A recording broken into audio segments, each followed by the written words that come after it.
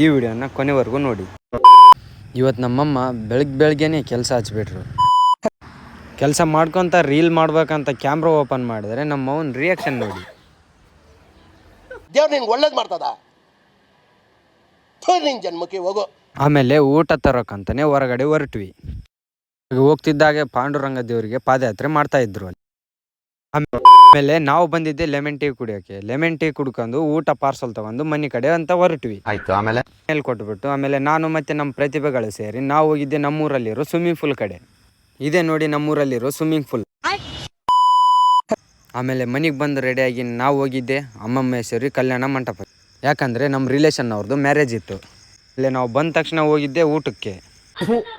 ಈ ಬಡತವಿಂದ ದೇಶ ಉದ್ಧಾರ ಆಯ್ತದ. ಊಟ ಮಾತ್ರ ಬೆಂಕಿತ್ತು. ಊಟ ಮಾಡ್ಕೊಂಡು ಸ್ವಲ್ಪ ಹೊತ್ತು ಕುಂತ್ಕೊಂಡು ಸೀದಾ ಮನೆ ಕಡೆ ಅಂತ ಹೊರಟ್ವಿ